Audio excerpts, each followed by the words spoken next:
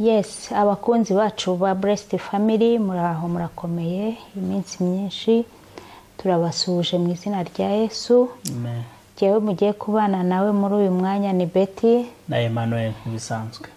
Nkuko bisanzwe rero dusanzwe tubana hano hantu nukuri muraba agaciro muraba umumaro kuri twe.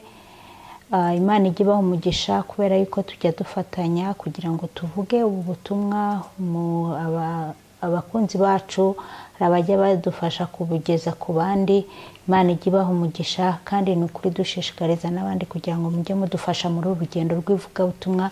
Ntabwo ari urugendo rworoshye kubera yuko abantu barahuze cyane muri iyi minsi, ariko hamwe n'imbaraga dukura ku mwami wacu Yesu Kristo, yaba umwe yaba babiri, iyo bumvishe ijambo ry'Imana rikagira icyo ribafasha, nukuri tuba tuvuze ubutumwa. Icyo nicyo tugomba gukora muri iyi si. Rero mbere yuko dutangira gahunda zacu z'uyu munsi, reka dusenge Imana kugira ngo ituyobore, hanyuma twumve icyo Imana yatugeneye muri uyu munsi. Data wa twese uri mu ijuru, turakunezerewe cyane, tukunezerewe kuko uri Imana yacu idukunda kandi twitaho. Waraturinze, urinda bene data, bene wacu, inshuti n'abavandimwe bari hirya no hino muri iyi si ahantu hatandukanye. Rero ni iby'igiciro ko tuba twongeye kugaruka guhurira aha hantu. Turakwinginze kugira ngo ubane natwe agahe gatoya tugiye kumarana kabo k'umumaro kuri twebwe ndetse no ku nshuti zacu. Ni ukuri mu izina rya Yesu Kristo duhana umugisha twese hamwe, kandi ukomeze uhaze kwifuza kwacu, usubize ibyifuzo byacu, kandi ukomeze uturengere, wibuke buri umwe wese ibyifuzo by'ubusubize, kandi tuguwe neza kuko uri Imana idukomeza kutugirira neza no kutwitaho. Urakoze kumvishe gusenga Mana. Umukozi wawe ugiye kujya imbere yawe, mwiteho umurengere muri byose, ntaba ari uvuga ahubwo ari wowe mwami Mana yacu. Ubana nawe, bana natwe muri rusange mu izina ry'umwami wacu Yesu Kristo. Amen. Urakoze cyane. Rero abakunzi bacu tuje kugira ngo twongere tuganire ijambo ry'Imana. Ijambo ry'Imana muri iyi minsi turyibanzeho kubera yuko nicyo kintu kibuze. Niba ari social media nyinshi muri iyi minsi ziri gutanga amakuru y'intambara, amakuru y'ibigezweho. Twebwe rero reka muri iyi minsi byibura twibande ku ijambo ry'Imana, ribe ritoya, umunota umwe, iminota ibiri, iminota itanu, ariko byibura tugira ikintu dutahana mu kusoma Bibiliya ndetse no kurisanya no kungurana ibitekerezo. Amen. Reka rero nkwakire muvandimwe. Sura umuvandimwe muri Yesu Kristo. Abarakore ndabanezererwa cyane. Sorry. Mureka nakira umuvandimwe hano muri Yesu Kristo, hanyuma nawe asuhuza abakunzi bacu. Narangiza kurimo kubisekaze, nurangiza utubwire icyo Imana yagushize ku mutima. Karibu. Urakoze. Imana iguhe umugisha. Amen. Kandi Imana iha umugisha n'abakunzi bacu abajya baha umwanya ibiganiro dushyira kuri urubuga rwa Blessed Family. Imana igibaho umugisha cyane. Amen. Kandi mujye munabisangiza n'abandi, tubyiharire twenyine. Niba wumvuguwe neza nabyo bisangize n'abandi bagenzi bacu, turushaho gushangira iby'Imana. Amen. Reka dusome Zaburi ya 73. Turasomamo imirongo mike kubera ko byakagombye kuba byiza ari Zaburi dusomye yose, ahubwo turagenda dusoma imirongo mike ya muri yo. Reka dusome. Amen. Nukuri Imana igirira neza Abisirayeli bafite imitima iboneye, ariko ngeweho ibirenge byanjye byari bugufi bwo guhanuka, intambwe zanjye zari zishigaje hato zikanyerera, kuko nagiriraga ishyari abibone ubwo narebaga abanyabyaha baguwe neza, kuko batababazwa mu ipfa ryabo, ahubwo imbaraga zabo zirakomera. Ntibagira imibabaro nk'abandi, ntibaterwa n'ibyago nk'abandi. Nicyo gituma ubwibone buba nk'urunigi mu majosi yabo, urugomo rukabatwikira nk'igishura. Dushatse twagera aho ngaho, ariko nubwo umuntu yaguma gusoma kuri 6. ngarukiye kuri 6. Ndabashishikariza abakunzi bacu kugira ngo bazasome iyo zaburi ku buryo kubera umwanya, reka duhinire kuri 6 ariko ndaza gusoma n'imirongo ya nyuma irangiza turimo dukomeye twigira ijambo. Imana yacu tugirire neza cyane. Impamvu na ijambo ryagumye kunzamo kuko mperuka kurisangira n'ubundi bwoko bw'Imana ahantu twari turi. Ndavuga ntari ku ijambo nazanariganiriza n'ubu bwoko tubana aha ngaha kuri Blessed Family kugira ngo tugurusheho kuguma guhugurana kuri ibintu turimo, kuri urugendo turimo rwo kujya mu ijuru.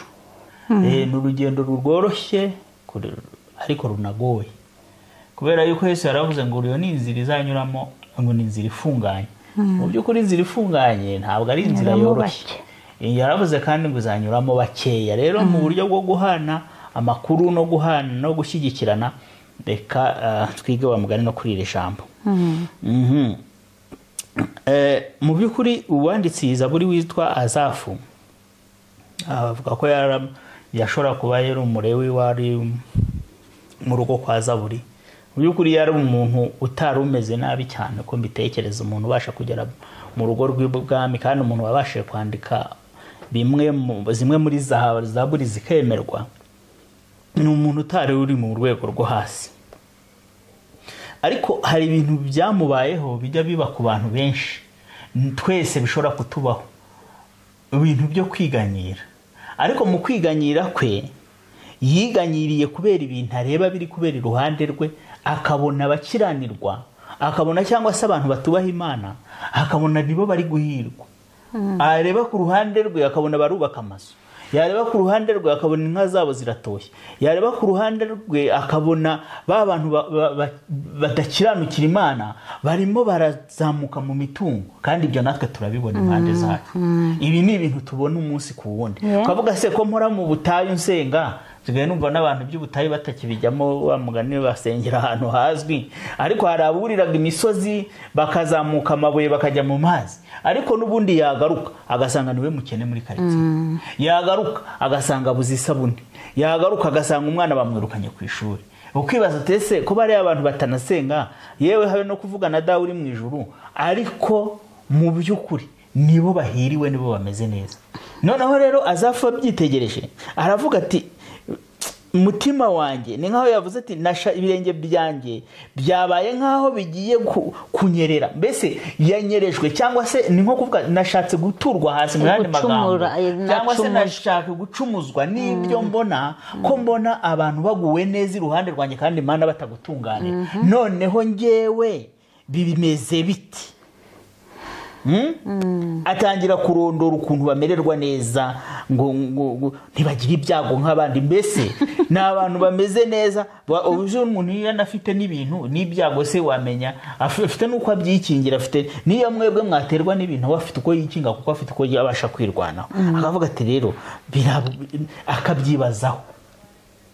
Kandi abantu benshi natwe bajya bibaza ibyo bibazo, akabona ukuntu kongewe mbona ibintu nkora ntibitera imbere kandi ndi umukiranutsi. Umuntu agahorana ibigeragezo, kandi urasenga, ubyukira ku rusengero, ubyukira mu makesha, urawiriza 3 mu cyumweru, ariko ibigerageza akaba ari we byizingiraho. Kareba babandi nyine badasenga, ukabona umuntu aravuga ati si yo Mana muvuga n'ibiki, abayeho neza, amadolari araterera hariya, amafaranga araterera hariya, nta kintu. Umunsi nakubwiye ko hari umuntu wambwiye ngo ariko mugiye gusenga ibiki, ngo Imana ntizi ko mugomba kurya, yabaremye itazi ko mugomba kurya. Ageze rero ku murongo wa 13, urakoze kunyuganira. Ageze ku murongo wa 13 arandika ngo ni ukuri nogereje ubusa umutima wanjye, kudacumura nagukarabiye ubusa, kuko natewe n'ibyago umunsi ukira, ngahanwa ibihano mu bitondo byose. Urukumva ukuntu yiganyira. Ati ugezeho kwibaza kuki ndi umukiranutsi, kuki ndashobora gukora nk'ibyo abandi bari gukora, kuki ndashobora kunyereza, kuki ndashobora gukora ibi, ko nihanganye, ko nihambiriye mu mutima, ariko n'ubundi ngewe ko ntabikora,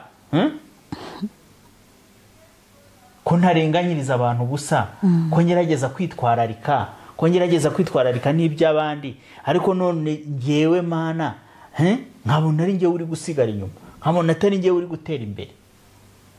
Rero mwene data, icyo ni ikigeragezo gikomeye. Abantu benshi banyura muri icyo kintu, cyane cyane iyo uri kugenda mu bintu bikugoye, ushobora kureba imbere yawe ukabona kuki ari ngewe uri muri ibi bigeragezo, kandi ni kuki ari ngewe, kandi naragerageje gukiranirwa. Rero reka tubwire abantu yuko kwihana, kuva mu byaha nibwo bwenge, nibyo koko ubu ufite ubwenge bw'umwami n'umwuka, ariko ntabwo kuba waremeye Yesu nk'umwami n'umukiza wawe bivuze yuko ibigeragezo cyangwa n'ibyo ugomba kunyuramo bitazabinyuraho. Icyo ngicyo tujya tugitandukanya, ngo uvuge uti nakijijwe none ntabwo uburwayi buzaza, ntabwo ibibazo bizaza, ahubwo uzanyura muri ibyo bibazo, uzabirwana izo ntambara. Umwanditsi mu ijambo ry'Imana yanditse ati yibuka yuko Uwiteka agomba kunyurana nawe, ngo azacira icyanzu. Amen. Uwiteka ajya aca icyanzu. Iyo byakomeye akagucira icyanzu, ugahitamo ugatambuka ukanesha ibigeragezo. Iyo ubanye n'Imana mu bigeragezo ubasha kubinesha ugatambuka. Ariko ntabwo tuzabura ibigeragezo mu gihe cyose tukiriho turi abantu hano kuri iyi si. Icyo rero nicyo tugomba kunota. Rero niyo mpamvu tutagomba kureba ibiri kuba iruhande rwacu. Aba bantu batuzengurutse ngo noneho wifuza ibyo bafite, wenda bashobora no kuba barakuye no mu myuka mibi. Ushobora no kuba nabo ubona ubu ngubu hari n'abantu bari gushinga, bari kuba baririmbyi bagakomera kubera iki? Bagiye mu bapfumu. Hari abari kuba abapasitori bagakomera, bagiye mu bapfumu. Aho ati se uyu muntu ko we yashinze ibi bintu bigakomera, kandi nyanumva ngo uyu muntu hari ibintu wenda n'imyuka akoresha. Nyine reka we bikomere, ariko ndakubwira ngo ni nko kubaka ku mucanga. Yesu yaravuze ngo iki? Yaravuze ngo wa muntu utari umunyabwenge yaragiye yubaka kuki? Ku mucanga. Yubatse ku mucanga, ngo ariko guhirima kwiyonza uraza urabihirika byose ko ari kunini cyane. Ariko mumenye ngo yarubatse. Abantu bamurebaga azamura etaje, sinzi uko icyo kizu kingana, babonaga yubaka ikintu gikomeye, ndetse babigiriraga n'ubwo, ariko ko ntigeze abo umunyabwenge ngo abishakire umusinge, ngo kugwa kwabyo ngo kwabaye kubi cyane. Reka rero Imana yonyine aba ari iduhagarika. Ntitwifuze ibyaba abantu bari impande zacu, ntitugire kwiganyira kuko tubona Imana yafashije bari, kuko erega hari Imana yacu ni n'Imana y'ababi n'abeza. Igusha imvura, ijambo niko ritubwira, igusha imvura yayo ku babi n'abeza. Ntabwo turigera duva kuko biriya ni nabyo binakomeye cyane kurusha n'ibyo tubona. Ntiturigera tuva mu nzu mu gitondo ngo dusange hari izuba ryatuviriye twebwe ngo turakiranutse, ngo izuba ryavuye iwacu, ngo hariya ngo mu baturanyi badakiranutse ngo izuba ntiryavuye. Ibyo ntibibaho. Cyangwa ngo imvura izagwa ikatira umuntu umwe, ntabwo bikunda. Cyangwa rishobora gukatira akarere, ariko ntiyakatira umuntu umwe. So rero niyo mpamvu ntitubabazwe, ntiturebe ngo twifuze iby'abandi bantu bafite, yaba abakijijwe n'abadakijijwe, ahubwo turebe uburyo turi kubana n'Imana yacu.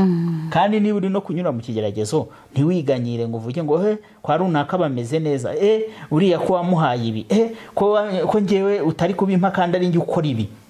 Oya, komeza mu mugambi wawe n'Imana yawe. Amen. Kandi wicika intege, kuko gutabarwa kwawe nawe hari igihe gushobora kuba kuri bugufi. Yego. Umwami rero ntakugamburuze. Amen. Amen, amen. Ariko ikintu nashimiye rero Azafu ari kwandika, yageze ku murongo wa 22 aravuga ati nari umupfapfa nta bwenge nagiraga, nameraga nk'inka imbere yawe, ariko noneho ndi kumwe nawe iteka. Umfata ukuboko kw'iburyo, uzanyoboza ubwenge bwawe, kandi hanyuma uzanyakirane icyubahiro. Ninde mfite mu ijuru atari wowe, kandi mu isi ntawe nishimira atari wowe. Umubiri wanjye n'umutima wanjye birashima, ariko Imana niyo gitare umutima wanjye uhungiraho. uri kumva yaje kongera kwibuka abajya kurangiza Zaburi aza kuza kongera kwibuka ariko se ubundi ngewe kuba mpagaze no kuba ameze gutya ninde ubifitemo uruhare asanga Imana niyo imuhagaritse asanga Imana niyo yamugiriye neza wenda Azafu no kuba yarari n'ibwami nawe yashobora kubera wayo mu muryango ware wawe yazamutse akasanga nawe ubwe atarakwiye wenda kuba mu cyubahiro arimo akavuga ariko nanjye hari Imana yasunitse reka ibyo Imana yakoze mu minsi ya kera bituma Imana wongera kuyigirira icyizere kuko nibyo bishobora kongera kuguha ubuhamya aho Imana yagukuye aho Imana yakuye mugenzi wawe uwaguhaye ubuhamya ejo bundi ukuntu Imana yamugiriye neza ibyo byongere bidusubize mu imbaraga amen Aleluya byongere bidusubize mu imbaraga twongere twumve ko Imana yacu ikomeye uko yari irejo ni kwiri nanone kandi ni nako izaguma kwigaragaza nayo twebwe abantu nitwe duhinduka ariko Imana yacu ntabwo ihinduka ariko nuko guhinduka kwacu irakureba ariko ikaguma ikatugirira imbabazi ikatwitaho Haleluya arangiza avuga ngo ariko ngeweho kwegera Imana niko kwiza kuri nge umwami Uwiteka niwe ngize ubuhungiro kugira ngo namamaze imirimo wakoze yose amen yongeye kwibuka ko hari imirimo Imana yakoze mu buzima bwe mu buzima bw'umuryango aho uko yabayeho yongeye kuvuga ariko Mana hari imirimo wakoze nibutse ko hari ibintu wakoze nubwo wenda muri iki gihe ntameze nk'abari yandi kureba ariko nanjye hari ibyo wankoreye namwe hari ibyo yabakoreye usubire inyuma witekereze aho ko wazamutse uko wabayeho urasanga hari ibintu Imana yakoze wireba wikwiganyira ku bwa none ku bw'iyi minota turi kunyuramo ku bw'iyi saha ku bw'iyi minsi kuko ibi bishobora gushira ejo Imana ikongera ikabigenza neza Imana yacu tugirire neza cyane ahubwo ishimire ku by'Imana yagukoreye ndetse no mu gihe cyashize maze ahubwo muri iyi minsi uri kunyuramo itameze neza utanga ubuhamya cyane ku by'Imana yakoze mu gihe cyashize kandi ko kiyifitiye icyizere ko hari ibintu ishobora gukora ikabitunganya igahindura ibintu Imana yacu nituganze cyane rero reka nibyo koko iyo dufite ibibazo dushobora kumera nka Zafu ugatekereza kure ukinjira kure nigeze kumva n'umwana ubwira nyina ngo wambyariye iki n'umwana w'umuntu aje akubwira ati wambyariye iki kandi koko afite rezo yakubaza kuko ujya kumubyana nta gahunda mwagiranye nta n'amasezerano mwagiranye abikubajije se wamusubiza ngo rero nkaho umwana w'umuntu nawe abashaka kubaza Imana ati harya wandemeye iki ko mbona abandi ariko ntitujye kure cyane ahubwo twigarure turebe iby'Imana yadukoreye mu buzima bwacu turebe imirimo n'ibitangaza turebe hirya yacu ibyo yakoze ukatugira uko tumeze muri iki gihe kuko ushobora gusanga nibyo nyabwira abantu nubwo uhagaze nonaha nawe ubwawe uri kwitekerezaho ukavuga uti ninde muntu wasaba ko yamera nkanjye muri iyi minota akakora application mbese ari nko kwa kuno umuntu yandika ibaruwa avuga ati ndashaka ubuzima bwa Emmanuel kuba nawubamo ndashaka ubuzima bwa runaka kuba nawubamo ushobora kubona abantu benshi kandi mu gihe wowe babaye uri kuvuga ati ibi bintu ndimo narambiwe ariko uvuze ati njya gutya mbona amafaranga gutya ku kwezi mera gutya na gutya hari abantu benshi bavuga buriya muntu ari kubabara gutyo anameze gutyo ahubwo si uwamba buriya buzima bwe abenshi bashobora gukora application ku buzima bwawe kandi ubona wowe ntabwo bivuga ngo hari abantu ruta wikwiheba hari abantu ruta benshi rero kubw'ibyo vuga imirimo ahubwo y'Imana yakoze uyiha icyubahiro iganze mu bantu uyihamirize noneho na bya bindi birimo none habikugoye iraje bigenze neza Imana yacu tugirire neza muhagarare kigabo mushikame Imana yacu ibaganze cyane amen Imana iguha umugisha ku ijambo ryiza uduhaye ryo kongera kudukangura mu by'ukuri bene data ibi bintu biriho kandi ntabwo biba kuri wa mukristo umaze agahe gato mu gakiza no kuri wa mukristo w'ikigugu umwe wa undi ukijijwe imyaka n'imyaka hari igihe bigeraho ntekereza ko n'uya Safu nawe nyine yari amaze igihe kinini cyane azi Imana imirimo yayo n'ibiki byose ariko ageraho atangira kwiganyira hari igihe inshuro nyinshi usanga ibigeragezo byibasiye umuntu mu by'ukuri ugasanga ibintu iki kintu uragikoraho kikanyerera kikagwa, ugasanga urakora ku ifaranga riranyereye riragiye, ugasanga wari ubonye akazi hariya ukwezi kwa mbere ngo umwana agiye mu bitaro amazemo ukwezi, ugasanga ibintu byose ni ibigeragezo bisimburana kandi mu by'ukuri urakiranuka, usenga Imana yawe, urayubaha, ugira gute. Hari igihe mu by'ukuri umuntu ageraho agacika intege, agatangira kwiganyira, agatangira kwitotomba, ugatangira kwibaza ese kubera iki bariya, wamugana ukareba abantu muturanye ugasanga ni wewe wenyine udafata ku ifaranga rifatika, ukibaza ibi bintu ni ibiki. Mwene data, iyi si turimo turabagenzi, ibi bintu muri iyi si reka tuzabirundarunda ariko n'ubundi tuzabisiga. Rero icyangombwa ni ukuba dufite umwuka duhumeka, ukibuka ugasubiza n'amaso inyuma, ukibuka imirimo Imana yagukoreye, ukibuka n'andi magambo wabwiye Imana ati Imana nunkorere iki nzagira gutya, ukabonera bigukoreye. Gendera no kuri icyo ngicyo, ukomeze uyigirire icyizere. Amen. Ni ukuri Imana iguha umugisha. Reka udusengere kugira ngo ushyire mu maboko y'Imana abo bantu baba bari muri iyo ntege nkeya, kugira ngo Imana ibagarure bongere bajye mu murongo. Urakoze Uwiteka Imana yacu, turagushimye. Amen. Imana nziza, uri Imana ikomeye. Gusenga kw'abantu bawe uratuzi, uradusobanukiwe. Aba batwumva nabo urabazi, urabasobanukiwe. Buri muntu wese uzi intege nke, uzi neza aho atenebukiwe, uzi bimugoye, uzi bimuruhije. Buri muntu wese urumureba mu mutima we, nukuri ingorane ziriho, ibibazo biriho, ariko reka dushikame, reka duhagarare ku ijambo, reka duhagarare kandi dushikamye, kuko tuzi neza ko ari wowe wo kuturwanirira, kandi ko nta nsinzi twagira udafitemo uruhare. Reka rero tugutumire mu buzima bwacu, uze utegeke, aba ari wowe wigenga byose. Reka tureke kwiganyira, ahubwo dufate iya mbere yo kukugira nk'uwo ushobora kuyobora ndetse no gutunganya ibitumereye nabi. Reka aba ari wowe murengezi, reka aba ari wowe mucunguzi wacu. Ugume rero uturengere muri byose, kugira ngo kandi twongere twibuke n'imirimo n'ibitangaza wakoze. Tugume tugushime Uwiteka Imana. Reka tugushime, tugushyire hejuru, kuko ari wowe wo gushyirwa hejuru. Reka kugira bitwibagize imiruho n'imihate, reka kukugira bitubere nyambere, aba ari byo byonyine bidushimisha. Amen. Kurusha ibintu byose. Iby'isi bizashira, ariko wowe uzabana natwe ibihe byose. Reka rero tuyoboze ubuntu bwawe. Reka kandi umwanzi ntutume umwanzi yakwishima hejuru, ahubwo uducira kanzu, utuyobore, maze dusohoke mu byari bituruje n'ibitugoye. Urakoze ko tugushyize imbere, kandi nawe ukaba uri wo gutabara. Twambaje byose tubyizeye mu izina ry'Umwana wawe Yesu Kristo. Amen. Imana ibagirire neza, ibahe umugisha, naho ubutaha tuzasubira. Shalom, shalom.